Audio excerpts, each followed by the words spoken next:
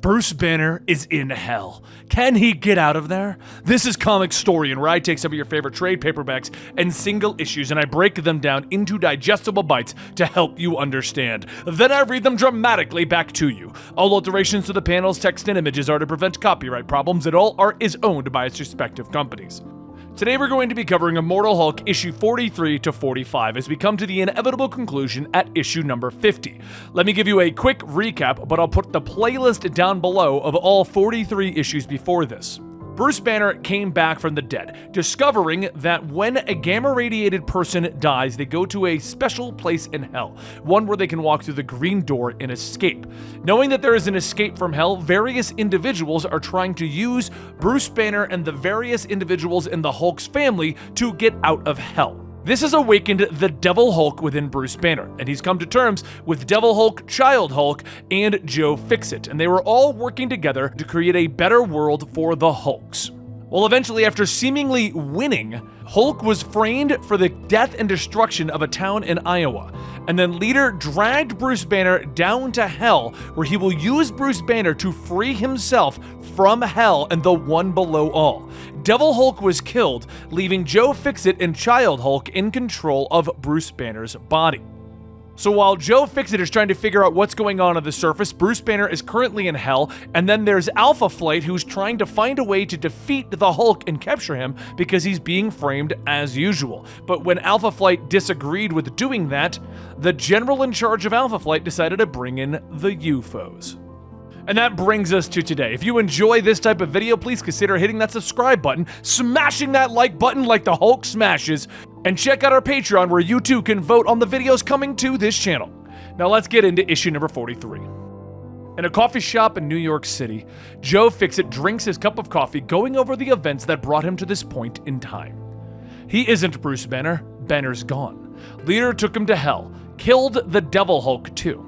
So right now it's him and the dumb Hulk, and they ain't exactly themselves. Stearns took most of the gamma when he took Banner, so now the big guy looks like someone let the air out of him. Deflated, weak, puny. Then there's him. Joe Fixit used to be the Gray Hulk. Now, and Lord only knows why, he's stuck in Banner's body.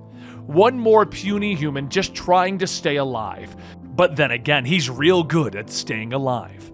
Lucky for him, Banner got one of those faces, nondescriptive, especially when you grow a mustache on it. Just another guy with one of those faces.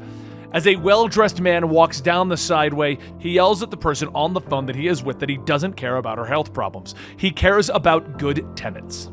Bingo, that's the one. Joe bumps into the man, swiping his wallet, and he goes and gets himself some new clothes. The money got him dressed, but he's going to need more. That's where the credit cards come in. He heads into the jewelry shop, telling the clerk that he needs that diamond bracelet. That one is for his wife. And the necklace, that one is not for the wife, you know? Speaking of, what is she doing later? The clerk scowls, stating that she has plans, and Joe takes his items thinking, perfect. And if the cops come by, she'll tell them all about the skeezy guy with the loud shirt. After that, just gotta find a pawn shop that doesn't ask a lot of questions. Might not get the full worth of diamonds, but hey, no questions are good questions, right? But while Joe is getting himself set up over in Los Diablos, New Mexico, Puck asks if this is the original Gamma Bomb test site. Samson, still in Walt's body as Sasquatch, says that this was also known as Shadow Base Site G, the last Shadow Base site still working, at least until recently. Bruce and Charlene and the rest of them set up shop after the battle with 14. Puck says that makes sense. It's deserted now, and the Shadow Base definitely has a presence in these parts. And since he was here last, it was clean. No gamma to be found, at least on the surface. Shaman tells them all the more reason to start working. Unlike them, he has a life to get back to. Also, let it be known that he is strictly here to help Walter Lakowski return to his body, which means returning him to his. Which is where, Mr. Samson? Samson points off in the distance, stating about 100 feet below them, sealed under solid rock and a couple of steel blast doors. Sorry. Shaman sighs. That's a little bit of a complication. I can maybe take us to the body through a portal ad. But Puck looks off, telling him, maybe not, eh? Maybe the body's coming to us. As the ground begins to pulse with gamma radiation, Samson says that it is a bad sign, and Shaman asks, "You think? Any other complications you may have failed to mention to me, Mr. Samson?" As they all stare, the ground begins to break as an arm reaches out, pulling with it a gamma-irradiated body that has 2 heads. "I'm free!" Shaman says that he's going to assume that, yes, there are more complications than have been mentioned. Meanwhile, back in New York, Joe sees a police car pull up and 2 officers get out yelling, "Hey, Hulk guy!" Joe freezes. Do they know? And the officer adds, "Yeah, you in the hoodie." Just walking past Joe was a teen wearing a Hulk smash hoodie, and the cops run up, pushing Joe out of the way, telling him to move it. As they grab the teen, they slam him into the wall as he yells that he didn't do anything, but the officers tell him that they're sick of his damn disrespect. Joe says that he has to go. This isn't his fight, but the teen, he just wore the Hulk's name on his back. No, this ain't his fight. He ain't a good guy. The officers begin to hit the teen, and as Joe turns to leave, he looks at his reflection. "We're not the good guy, right? What do you think?" Hulk looks back at him in the reflection, shaking his fist, and Joe smiles. "Okay, kid, I got you." Joe begins to transform, letting Child Hulk free, and Hulk grabs the officer's car, shouting, "Beauty humans leave! Hulk friends alone, or Hulk will smash!" Hulk slams the car down and begins to rip it apart as the officers run away, stating, "I am the strongest that there is!" And as he watches, a bright light begins to shine and several holes are shot into the Hulk before he can even turn his head. A voice tells him that he's sorry, but he really begs to differ. And the Hulk finally manages to look back, seeing Vector and the UFOs staring down at him. Ironclad runs forward, punching the Hulk in the back, telling him, "I told you I was gonna fight a Hulk. Who is this bag of bones meant to be, huh? Who are you?" As Hulk is thrown across the street, he grabs a car. Hulk is Hulk, and Hulk is tired of being hit. Hulk takes the car, slamming it down over Ironclad, and X-Ray yells, "That's it, you've tagged out. It's my turn, right?"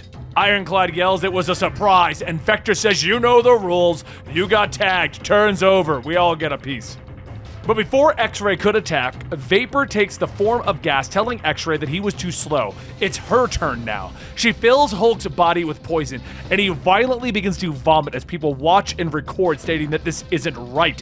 It's 4 against 1. It just isn't right.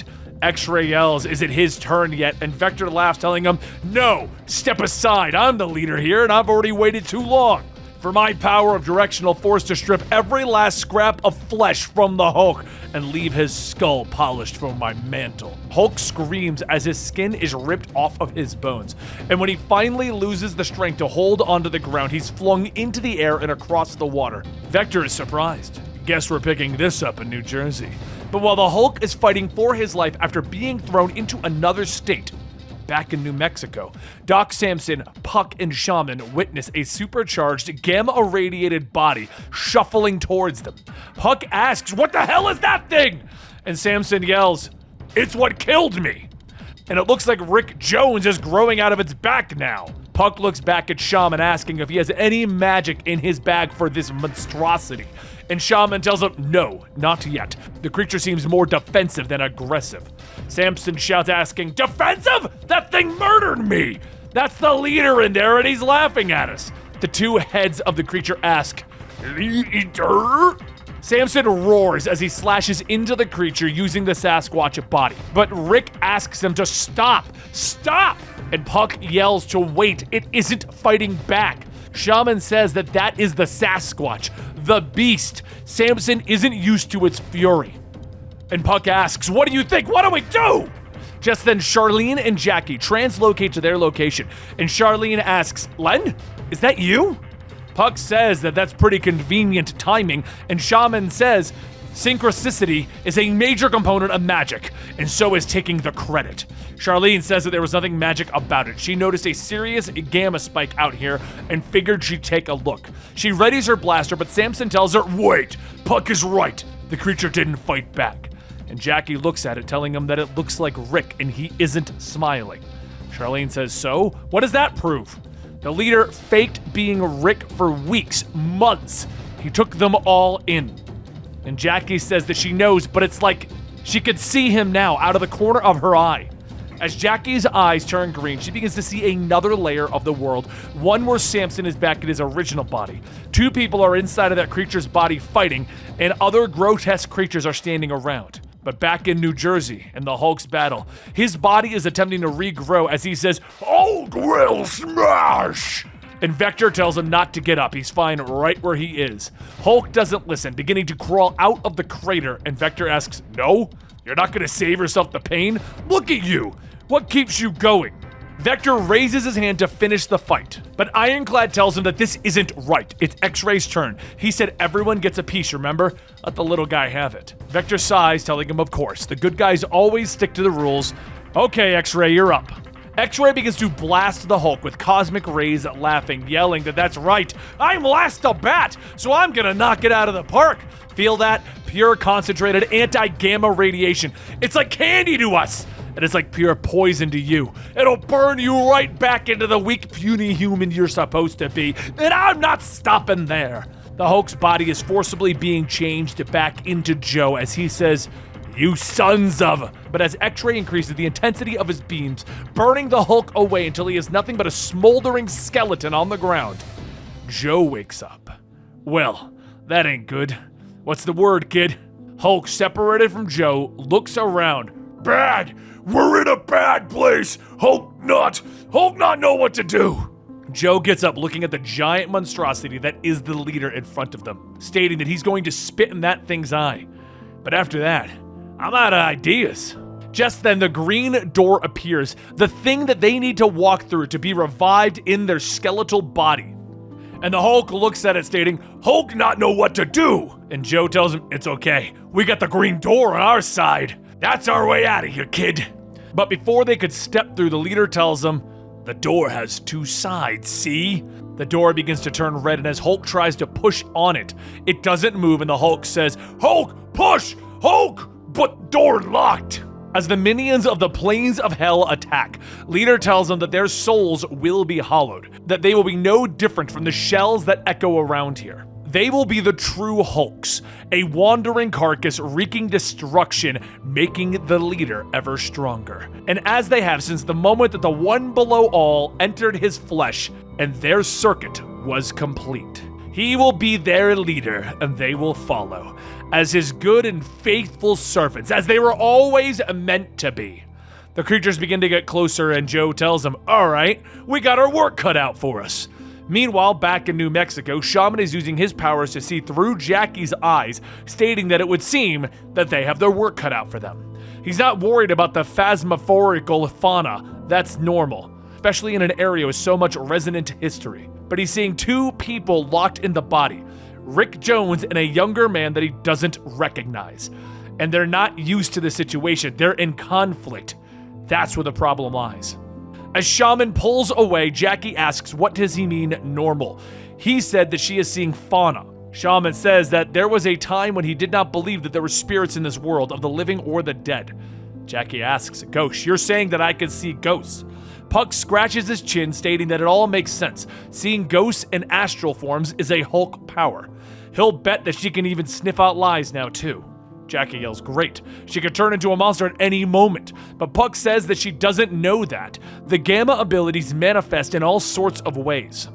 Shaman puts his hands on the two heads of the creature, stating that he can align these two and ease their suffering, but he cannot separate them. Even making an attempt would be a risk to the patient.